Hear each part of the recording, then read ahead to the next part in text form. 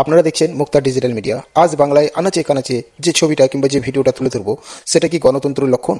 প্রশ্নটা তাদের দিকে যারা আজকে ক্ষমতার নেশায় মুক্ত হয়ে সাধারণ মানুষের ওপর হাত তুলছেন, ভাঙচুর চালাচ্ছেন।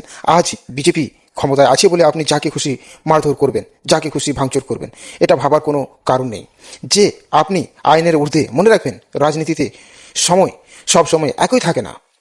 আজ যে চেয়ারে বসে আপনি আছেন, কাল সেই চেয়ারে অন্য কেউ বসবে।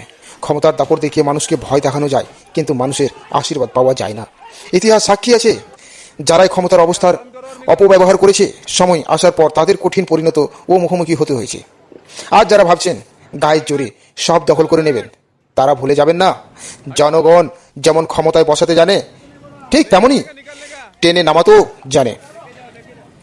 আজকের এই ভাঙচুর আর হিংসা আপনাদের দলের ভাবমূর্তি নষ্ট করেছে কিনা সেটা ভেবে দেখার সময় এসেছে। মানুষ শান্তিতে বাঁচতে চায়, অশান্তি নয়। উন্নয়নে বাঁচতে চায়, রাজনীতি করুন, পেশার শক্তি নয়। কারণ ক্ষমতা চিরস্থায়ী নয়, কিন্তু মানুষের সাথে করা অন্যায়গুলো মানুষ আজীবন মনে রাখে। আপনার কি মনে হয়, এই ধরনের হিংসা কি কোনো রাজনৈতিক দলের সঠিক পথ? আসলে কমেন্টে আপনারা মতামত জানান।